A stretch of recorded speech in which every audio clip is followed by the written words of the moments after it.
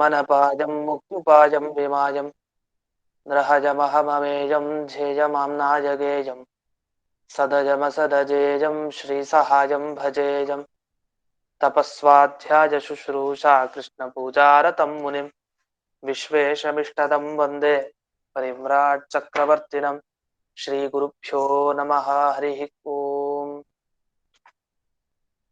श्रियः पत्ये नित्या गणितगुणमाणिक्य विशदप्रभाजालोल्लासोपहत सकलावद्यतमसे जगज्जन्मस्थेम प्रणयरचनाशीलवपुषे नमो शेषाम्नाय स्मृतिहृदयदीप्ताय हरजे येन प्रादुरभाविभूमिमलजे विस्तारि गोसन्ततिः प्राबोधिश्रुतिपङ्कजं करुणया प्राकाशितत्वं परम् ध्वान्तं ध्वंसमनादि साधुनिकरश्चाकारि सन्मार्गकः तेन व्यासदिवाकरेण सततं मात्याजि मे मानसं व्याप्तिर्यस्य निजे निजे नमहसा पक्षे सपक्षे स्थितिः व्यावृत्तिश्च विपक्षतोऽथ विषजे सक्तिर्न वै बाधिते नैवास्ति प्रतिपक्षयुक्तिरतुलं शुद्धं प्रमाणं समे भूयात् तत्त्वविनिर्णयाय भगवान् आनन्दतीर्थो मुनिः भवति यदनुभावात्येडमूकोऽपि वाग्मी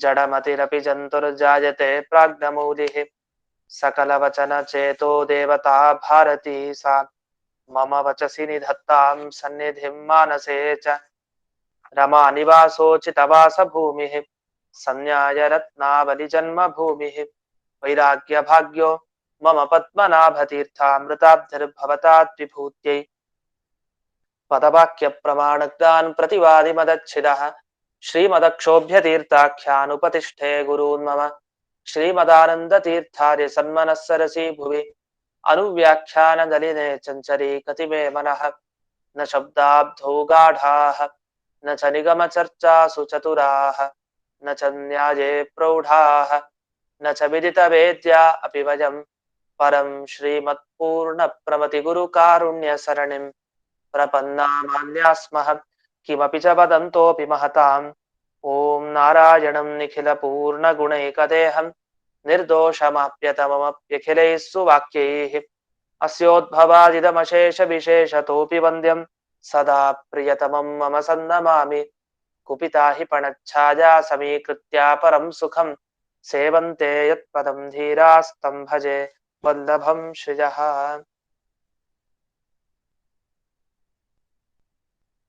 ಈಗ 229ನೇ ಸುಧಾಮೂಲ ಶ್ಲೋಕವನ್ನ ಹೇಳ್ಕೊಡ್ತೇನೆ. ಈ ನೆನ್ನೆಯ ದಿವಸ ಒಂದು ಲೈನ್ ಹೇಳ್ಕೊಟ್ಟಿಲ್ಲ ಅಂತ ಕಾಣುತ್ತೆ. ನೆನ್ನೆ ಶ್ಲೋಕ ಒಂದಿದೆ, ಅದು ಮತ್ತೆ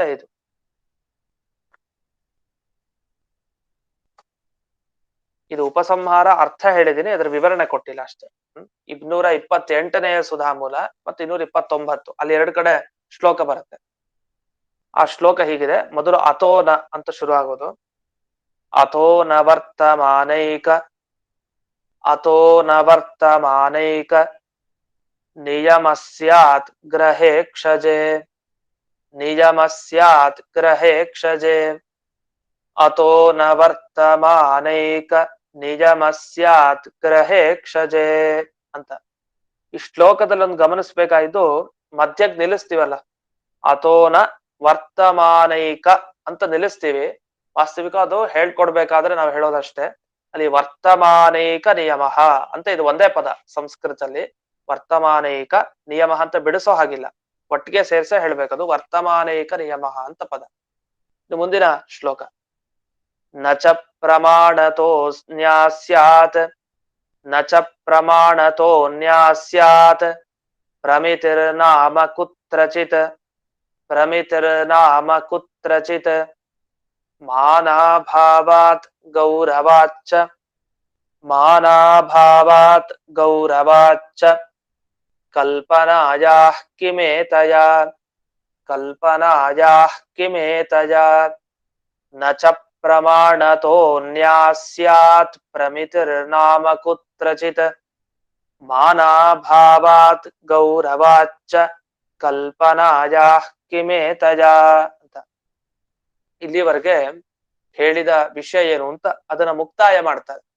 ನಮ್ಮ ಶಾಸ್ತ್ರದಲ್ಲೆಲ್ಲ ನಾವು ಮುಗಿಸ್ತೇವೆ, ಪ್ರವಚನವನ್ನ ಪಾಠವನ್ನ ಮುಗಿಸ್ತೇವೆ, ಈ ತರ ಎಲ್ಲ ಹೇಳ್ತಾ ಅಥವಾ ಮುಕ್ತಾಯ ಮಾಡ್ತೀವಿ ಅಂತ ಇದೆಲ್ಲ ಶಬ್ದ ಹೇಳ್ತಾ ಇರ್ತೀವಿ. ಇದು ತುಂಬಾ ಸುಲಭವಾದ ಶಬ್ದ, ಸಾಮಾನ್ಯವಾಗಿ ಎಲ್ಲ ಹೇಳೋ ಶಬ್ದ.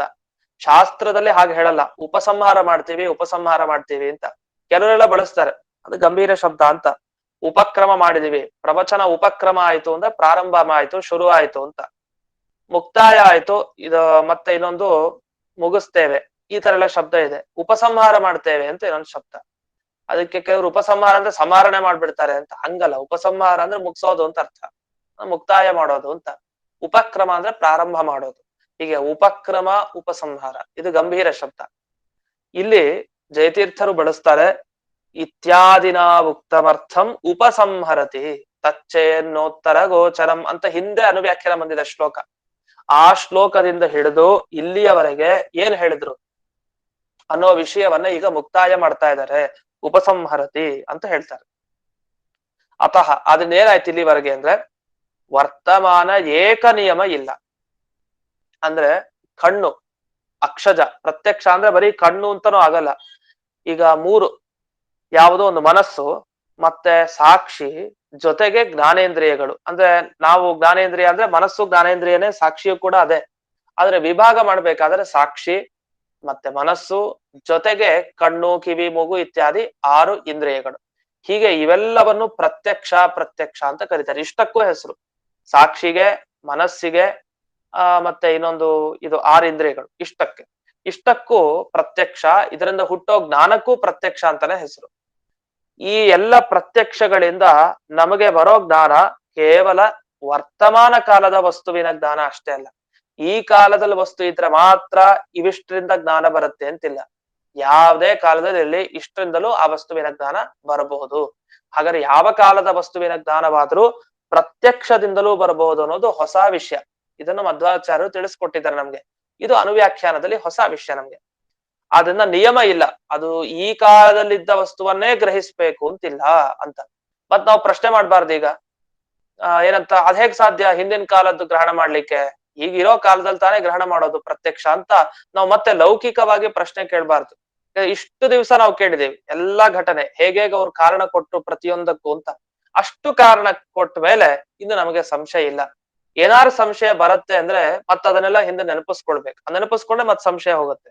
ಅಂತೂ ಹೀಗೆ ಪ್ರತ್ಯಕ್ಷದಿಂದ ಆಗಬೇಕಾದ್ರೆ ಎಲ್ಲ ಕಾಲದ ವಸ್ತುವನ್ನು ಕೂಡ ಅಲ್ಲಿ ಪ್ರತ್ಯಕ್ಷದಿಂದ ಗ್ರಹಣ ಆಗತ್ತೆ ಅಂತ ಹೇಳ್ಬಹುದು ಅಂತ ಇಷ್ಟ ಆಯ್ತು. ಇದಾಗಿ ಮುಂದಿನ ಮೂಲದಲ್ಲಿ ಹೊಸ ವಿಷಯ ಪ್ರಾರಂಭ ಮಾಡಿದ್ರು. ಈಗೇನಂದ್ರೆ ಜಗತ್ತು ಎಷ್ಟರ ಇದೆ ಅಂತ. ನಮಗ್ ಜಗತ್ ಎಷ್ಟರ ಇದೆ ಅಂದ್ರೆ, ಜಗತ್ ಎಷ್ಟಿದೆ ಅನ್ನೋ ಹಂತಕ್ ಹೋಗ್ಬಿಡ್ತೀವಿ. ಜಗತ್ತು ಎಷ್ಟು? 3 ಜಗತ್ತು, ತ್ರಿಲೋಕ ಅಂತ ಹೇಳ್ತೀವಲ್ಲ, 3 ಲೋಕ. ಒಂದು ಭೂಲೋಕ, ಭುವರ್ಲೋಕ, ಸ್ವರ್ಲೋಕ.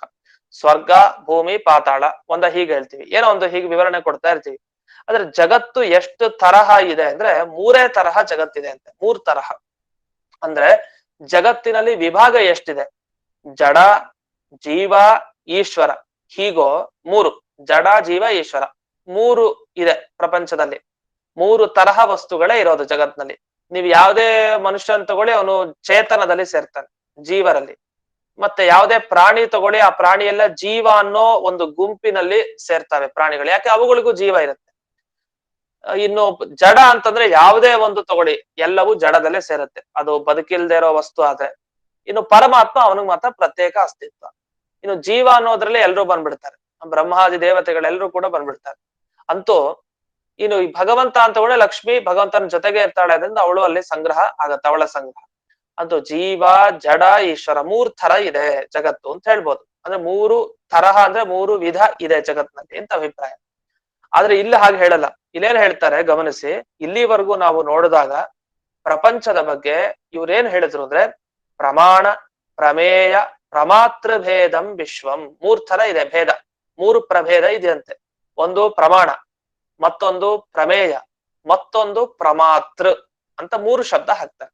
ಈಗ ನಾವು ಯಾರನ್ನ ಖಂಡನೆ ಮಾಡ್ಲಿಕ್ಕೆ ಹೊರಟಿದೀವಿ ಅಂದ್ರೆ, ಮೀಮಾಂಸಕರ ಖಂಡನೆ ಮಾಡ್ಲಿಕ್ಕೆ ಹೊರಟಿದೀವಿ. ನಮ್ಗೆ ಅದು ಚೆನ್ನಾಗಿ ತಲೆಲಿರ್ಬೇಕು. ಏನ್ ತಲೆಲಿರ್ಬೇಕು ಅಂದ್ರೆ, ಜಯತೀರ್ಥರು ಯಾವ ದರ್ಶನವನ್ನು ಬಿಡ್ಲಿಲ್ಲ. ದರ್ಶನ ಅಂತಂದ್ರೆ ಮೀಮಾಂಸಾ ದರ್ಶನ, ನ್ಯಾಯ ದರ್ಶನ, ವ್ಯಾಕರಣ ದರ್ಶನ, ಯಾವುದೇ ದರ್ಶನ ತಗೊಂಡ್ರು ಎಲ್ರಿಗೂ ಬುದ್ಧಿ ಕಲ್ಸಿದ್ದಾರೆ ಅಂತ. ಬುದ್ಧಿ ಕಲ್ಸಿರೋದು ಅಂದ್ರೆ ಎಲ್ರು ಒಂದೊಂದ್ ಕಡೆ ತಪ್ಪು ಮಾಡೇ ಇರ್ತಾರೆ ಅವಶ್ಯವಾಗಿ. ಅದನ್ನೆಲ್ಲ ತಿದ್ದಿ ತಿದ್ದಿ ಇದಲ್ಲ ಹೀಗಲ್ಲ ಹೀಗಲ್ಲ ಅಂತ ಅವ್ರ ಖಂಡನೆ ಮಾಡಿ ಸ್ವಮತ ಸ್ಥಾಪನೆ ಮಾಡಿದ್ದಾರೆ ಜಯತೀರ್ಥರು. ಅದರಲ್ಲಿ ಮೀಮಾಂಸಕರ ಖಂಡನೆ ಸಿಗಲ್ಲ ಅಂತಲ್ಲ, ಇದೇ ಸಂಧ್ಯಾಧಿಕರಣದಲ್ಲಿ ನೈಯಾಯಿಕರನ್ನ ಖಂಡನೆ ಮಾಡಿದ್ದಾರೆ, ಮತ್ತೆ ಈ ಮೀಮಾಂಸಕರನ್ನ ಖಂಡನೆ ಮಾಡಿದ್ದಾರೆ, ಅದ್ವೈತಿಗಳ ಖಂಡನೆ ಮಾಡಿದ್ದಾರೆ. ಖಂಡನೆ ತಾತ್ಪರ್ಯ ನೇರವಾಗಿ ಬೈದಿದ್ದಲ್ಲ, ಅವರಲ್ಲಿರೋ ಗ್ರಂಥದಲ್ಲಿರೋ ವಿಷಯಗಳನ್ನ ತಗೊಂಡು ಅದ್ರ ವಿಚಾರ ಮಾಡಿ ಇದು ಸರಿಯಲ್ಲ, ಇದು ಯುಕ್ತ ಅಲ್ಲ, ಇದು ಹೀಗ್ ತಿಳಿಬೇಕು ಅಂತ ವಿವರಣೆ ಮಾಡಿದರು. ಪ್ರಕೃತ ಇಲ್ಲಿ ಮೀಮಾಂಸಕರ ಖಂಡನೆ ಮಾಡ್ತಾ ಇದ್ದಾರೆ. ಇನ್ನು ಅವರ ಗ್ರಂಥದ ವಿಷಯಗಳನ್ನ ಅವರೇನು ಹೇಳ್ತಾರೆ ನಾವೇನು ಹೇಳ್ತೀವಿ ಅಂತ ತಿಳ್ಕೊಂಡ್ರೆ ಹಾಗೆ ಯಾಕೆ ಖಂಡನೆ ಹೇಗ್ ಮಾಡ್ಲಿಕ್ಕೆ ಬರುತ್ತೆ ಅಂತ ನಮಗ್ ಮುಂದೆ ಗೊತ್ತಾಗತ್ತೆ. ನಮ್ಮ ಪ್ರಕಾರ ಜಗತ್ನಲ್ಲಿ 3 ತರ ವಸ್ತು: ಪ್ರಮಾಣ, ಪ್ರಮೇಯ, ಪ್ರಮಾತ್ರ. ಇದೆಲ್ಲ ನಮ್ಗೆ ಗೊತ್ತಾಗಬೇಕು ಅಂದ್ರೆ ಪ್ರಮಾಣ ಲಕ್ಷಣ ಅಂತ ಒಂದಿದೆ ಗ್ರಂಥ, ಆಚಾರ್ಯರ ಗ್ರಂಥ. ಪ್ರಮಾಣ ಲಕ್ಷಣಕ್ಕೆ ಟೀಕೆ ಜಯತೀರ್ಥರದಿದೆ, ಆ ಗ್ರಂಥಲ್ಲೂ ಸಿಗತ್ತೆ ನಮಗ್ ವಿಷಯಗಳು. ಇಲ್ಲಿ ಪ್ರಮಾಣ, ಪ್ರಮೇಯ, ಪ್ರಮಾತ್ರ. ಪ್ರಮಾಣ ಅಂತ ಬಂತು, ನಮಗೆ ಪ್ರಮಾಣದ ಬಗ್ಗೆ ಪರಿಚಯ ಬೇಕಾಗಿಲ್ಲ. ಇದುವರೆಗೂ ನಾವು ಪ್ರಮಾಣಗಳ ಬಗ್ಗೆನೆ ಮಾತನಾಡ್ತಾ ಇದ್ದಿದ್ದು. ಪ್ರತ್ಯಕ್ಷ ಪ್ರಮಾಣ, ಅನುಮಾನ ಪ್ರಮಾಣ, ಆಗಮ ಪ್ರಮಾಣ, ಶಬ್ದ ಪ್ರಮಾಣ, ಮತ್ತೆ ಇನ್ನು ಎಷ್ಟೆಷ್ಟೋ ಪ್ರಮಾಣಗಳಿದೆಯಲ್ವಾ ಅಂತ ಸಂಧ್ಯಾಧಿಕರಣದಲ್ಲಿ ಮೊದಲಿಂದ ಅದೇ ಚರ್ಚೆ ನಡೀತಾನೆ ಇದೆ.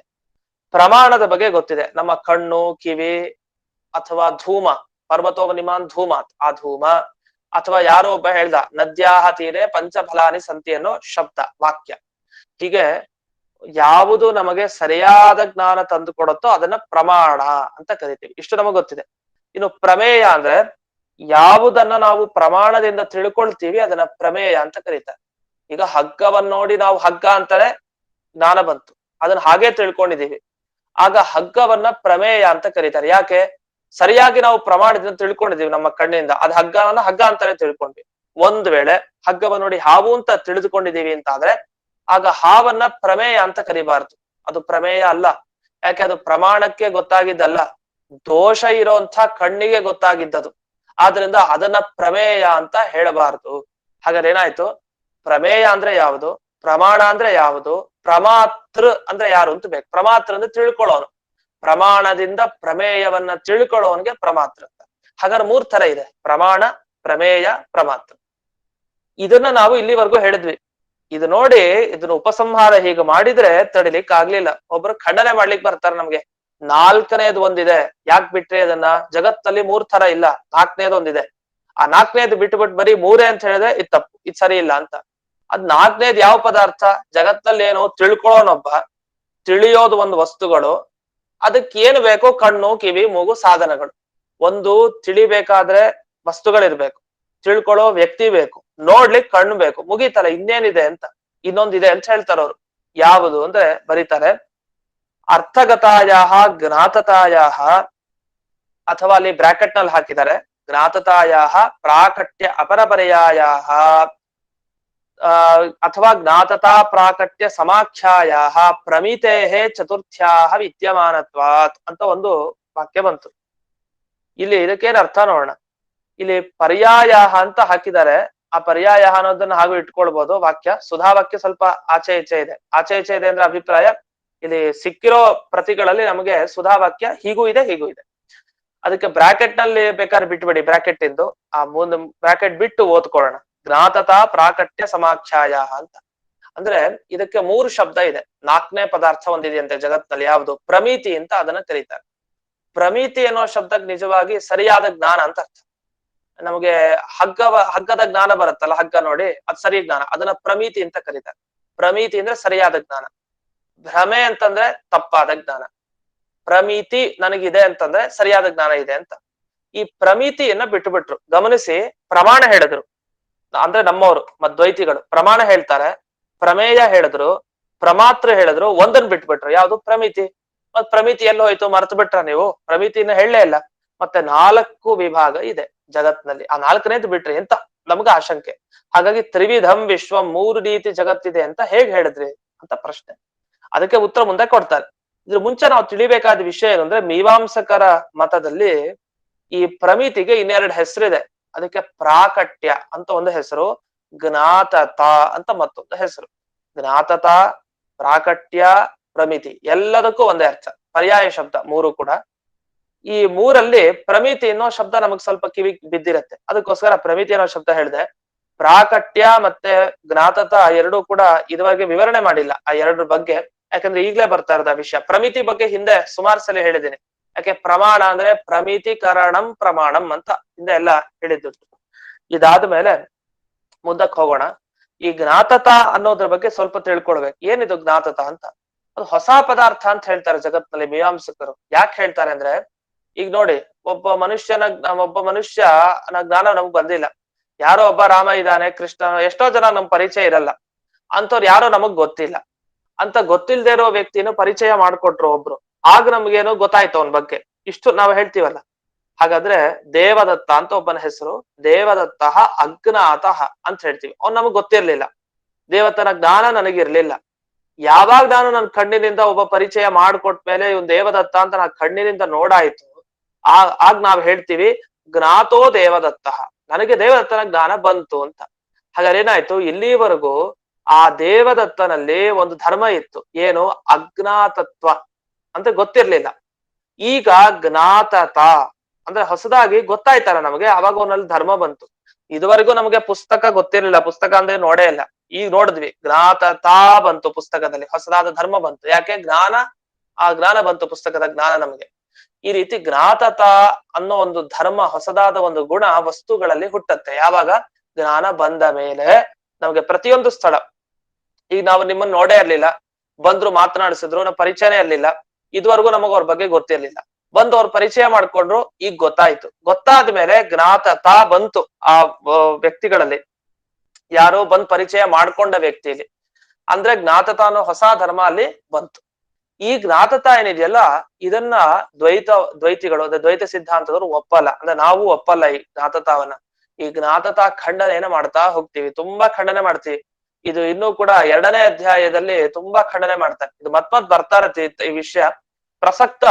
ಈ ಜ್ಞಾತತವನ್ನ ನಾವು ಒಪ್ಪಲ್ಲ ಅಂತ ಎಷ್ಟು ಬಂತು.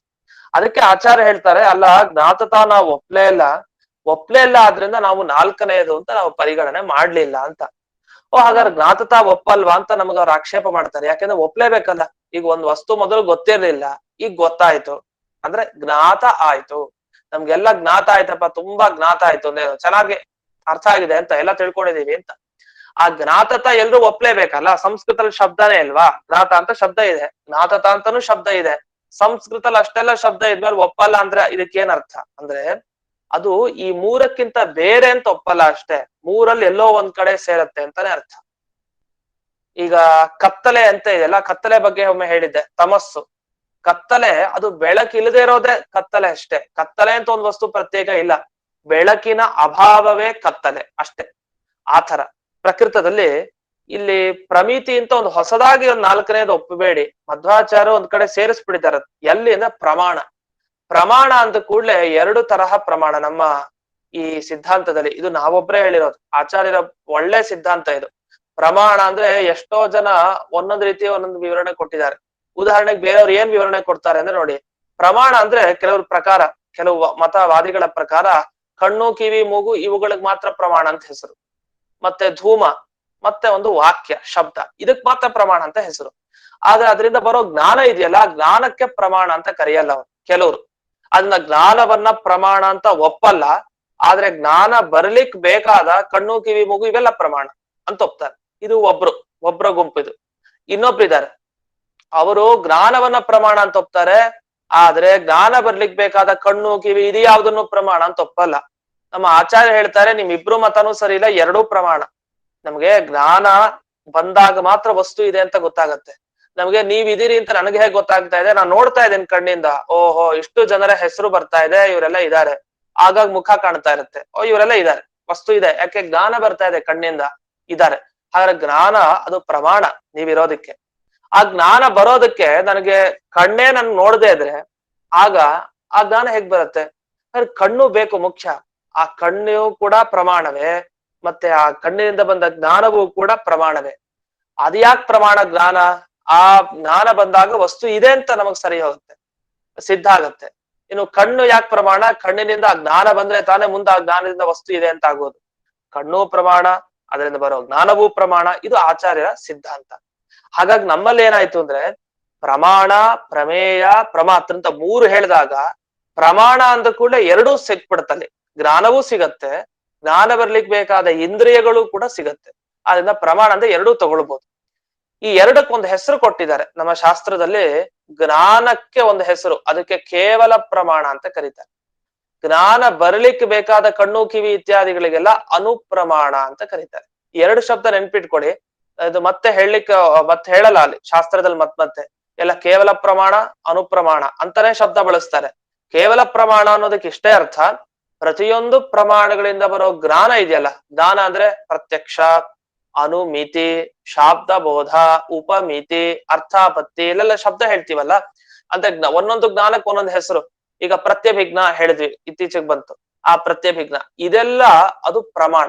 ಅಂದ್ರೆ ಯಾವ ಪ್ರಮಾಣ? ಜ್ಞಾನ, ಕೇವಲ ಪ್ರಮಾಣ ಅಂತ ಅವುಗಳಿಗೆ ಕರೀತಾರೆ. ಇನ್ನು ಆ ಜ್ಞಾನ ಬರ್ಲಿಕ್ಕೆ ಬೇಕಾದ ಯಾವ ಯಾವ ಮನಸ್ಸಿದೆ, ಸಂಸ್ಕಾರಗಳಿದೆ, ಮತ್ತೆ ಕಣ್ಣು ಕಿವಿ ಮೂಗು ಇತ್ಯಾದಿ ಇಂದ್ರಿಯಗಳಿದೆ, ಜೊತೆಗೆ ಧೂಮ ಇದೆ, ಅದು ಇದೆಲ್ಲವನ್ನು ಕೂಡ ನಾವು ಅನುಪ್ರಮಾಣ ಅಂತ ಕರಿತೀವಿ. ಈ ರೀತಿ ಕೇವಲ ಪ್ರಮಾಣ, ಅನುಪ್ರಮಾಣ ಇದೊಂದು ವಿಭಾಗ. ಈ ಎರಡಕ್ಕೆ ಇನ್ನೊಂದು ಹೆಸರಿದೆ, ಫಲ ಪ್ರಮಾಣ, ಕರಣ ಪ್ರಮಾಣ ಅಂತ ಹೆಸರು. ಫಲ ಪ್ರಮಾಣ ಅಂದ್ರೆ ಫಲ ಅಂದ್ರೆ ಪ್ರಯೋಜನ. ನಮ್ಗೇನ್ ಸಿಕ್ತು? ಇಂದ್ರಿಯ ಕಣ್ ಮುಚ್ಕೊಂಡಿದ್ವಿ, ಕಣ್ ತೆಗೆದ್ವಿ, ಕಣ್ ತೆಗೆದ ಕೂಡಲೇ ನಮ್ಗೇನ್ ಸಿಕ್ತು?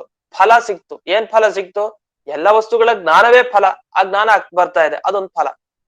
ಆ ಫಲ ಸಿಗ್ಲಿಕ್ ಬೇಕಾಗಿದ್ ಯಾವುದು? ಇಂದ್ರಿಯ, ಅದು ಕರಣ, ಅದು ಸಾಧನ. ಹಾಗಾದ್ರೆ ಕರ್ಣ ಪ್ರಮಾಣ, ಫಲ ಪ್ರಮಾಣ, ಕೇವಲ ಪ್ರಮಾಣ, ಅನುಪ್ರಮಾಣ, ಹೀಗೆ ಶಬ್ದಗಳನ್ನ ಶಾಸ್ತ್ರದಲ್ಲಿ ಬಳಸ್ತಾರೆ. ಆದ್ರಿಂದ ಬರೀ ಪ್ರಮಾಣ ಅಂತ ಕೂಡಲೇ ಎರಡನ್ನು ತಗೊಳ್ಬೇಕು. ಇದು ಹೇಗಾಯ್ತು ಅಂದ್ರೆ, ಮನುಷ್ಯರು ಎರಡ್ ತರ, ಒಂದು ಸ್ತ್ರೀ, ಒಬ್ಬ ಪುರುಷ. ಮನುಷ್ಯ ಅಂದ ಕೂಡಲೇ ಇಬ್ಬರ ಸಂಗ್ರಹ ಆಗತ್ತೆ, ಸ್ತ್ರೀ ಅಂದ ಕೂಡಲೇ ಸಂಗ್ರಹ ಆಗಲ್ಲ, ಪುರುಷನ ಸಂಗ್ರಹ ಆಗಿಲ್ಲ, ಪುರುಷ ಅಂದ ಕೂಡಲೇ ಸ್ತ್ರೀಯ ಸಂಗ್ರಹ ಆಗ್ಲಿಲ್ಲ. ಆ ತರ ಇನ್ನು ಅದರಲ್ಲೂ ಕೂಡ ವಿಭಾಗ ಇದ್ದೇ ಇದೆ. ಹೇಗೆ ಪ್ರಮಾಣ ಅಂದ್ರೆ ಕೇವಲ ಪ್ರಮಾಣ, ಅನುಪ್ರಮಾಣ. ಮನುಷ್ಯರು ಅಲ್ಲಿ ಎರಡು ವಿಭಾಗ, ಒಂದು ಪುರುಷ ಮತ್ತೊಂದು ಸ್ತ್ರೀ, ಈ ತರ. ಆಮೇಲೆ ಆ ಪುರುಷರಲ್ಲಿ ವ್ಯತ್ಯಾಸ ಇದೆ, ಸ್ತ್ರೀಯಲ್ಲಿ ವ್ಯತ್ಯಾಸ ಇದೆ. ಹಾಗೆ ಇಲ್ಲೂ ಕೂಡ ಆ ಕೇವಲ ಪ್ರಮಾಣ, ಅನುಪ್ರಮಾಣದಲ್ಲಿ ಪ್ರತಿಯೊಂದು ಕಡೆನೂ ವ್ಯತ್ಯಾಸ ಇದ್ದೇ ಇದೆ. ಈ ರೀತಿ ವಿಭಾಗ ಮಾಡ್ತಾ ಹೋಗ್ತಾರೆ. ಇಷ್ಟೆಲ್ಲ ಮನಸ್ಸಿನಲ್ಲಿ ಇಟ್ಟುಕೊಂಡು ಈಗ ಪ್ರತಿಯೊಂದು ಪಂಕ್ತಿಯನ್ನು ಓದ್ಬೇಕು. ನಚ ಪ್ರಮಾಣತಃ ಅನ್ಯಾಸ್ಯಾತ್ ಪ್ರಮಿತಿ ಕುತ್ರಚಿತ್. ಪ್ರಮಾಣಕ್ಕಿಂತ ಬೇರೆಯಾಗಿ ಒಂದು ಪ್ರಮಿತಿ ಅಂತ ಇಲ್ಲವೇ ಇಲ್ಲ ಅಂತ ಮಧ್ವಾಚಾರ್ಯ ಈಗ ಉತ್ತರ ಕೊಟ್ರು. ಯಾಕೆ ಅಂದ್ರೆ ಮಾನಾಭಾವಾದ್ ಗೌರವಾಚ. ಪ್ರಮಾಣ ಏನಿದೆ, ಪ್ರಮಾಣಕ್ಕಿಂತ ಪ್ರಮಿತಿ ಬೇರೆ. ಅಂದ್ರೆ ಪ್ರಮಾಣದಲ್ಲಿ ಸೇರಿಸಬಾರದು ಜ್ಞಾನವನ್ನ, ಸರಿಯಾದ ಜ್ಞಾನವನ್ನ, ಅದು ಹೊರಗೆ ಹಾಕಬೇಕು ಅಲ್ಲಿ ಪ್ರಮಾಣ ಇಲ್ಲ. ಗೌರವ, ಯಾಕೆ ಈ ರೀತಿ ನಾಲ್ಕು ಅಂತ ಒಪ್ಬೇಕು? ಪ್ರಮಾಣ ಅಂತ ಅನ್ನೋದ್ರಿಂದಲೇ ಅದನ್ನು ತಗೊಳ್ಬೋದಲ್ಲ. ಹಾಗಾದ್ರೆ ಪ್ರಮಾಣ, ಪ್ರಮೇಯ, ಪ್ರಮಾತ್ರ ಮೂರೇ ತರಹ, ಮೂರು ವಿಧ ಅದು ಜಗತ್ತಿನಲ್ಲಿ ಇದೆ ಅಂತ. ಅಲ್ಲ, ಪ್ರಮಾಣ ಇಲ್ಲ ಅಂತ ಹೇಳೋದು ತಪ್ಪು ಅಂತ ಹೇಳ್ತಾರೆ. ಯಾಕೆಂದ್ರೆ ಒಂದು ಪ್ರಮಾಣ ಇದೆ ಅಂತೆ. ಏನಂತ?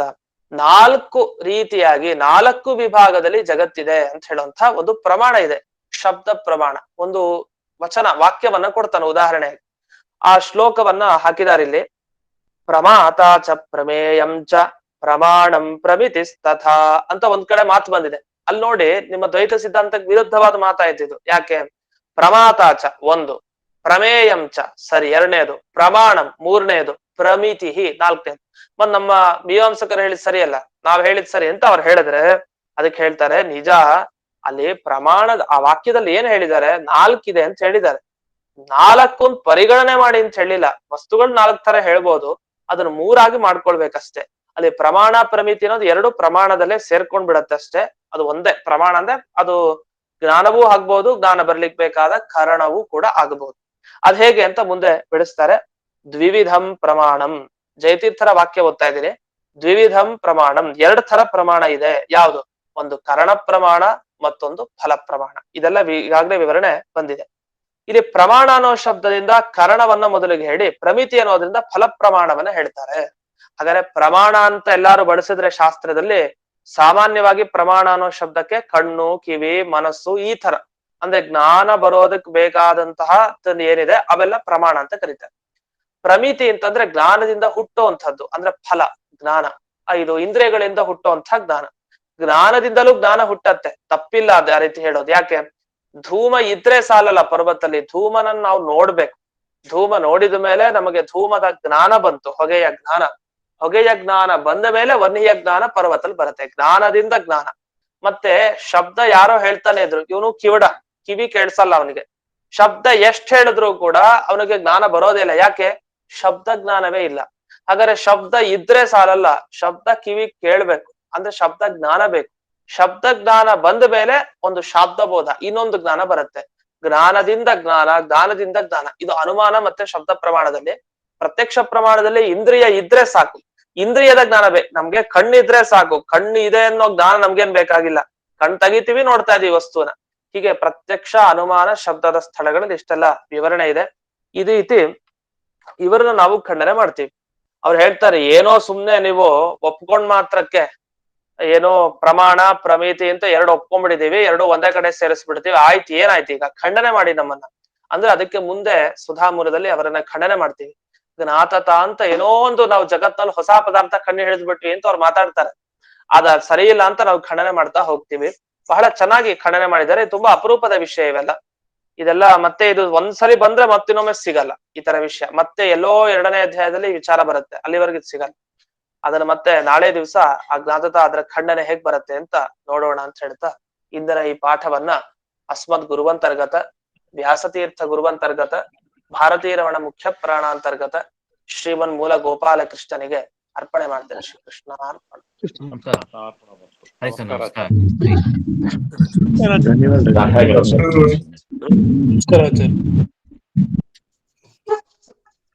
ನಮಸ್ಕಾರ ಆಚಾರ್ಯ. ನಮಸ್ಕಾರ ಆಚಾರ್ಯ.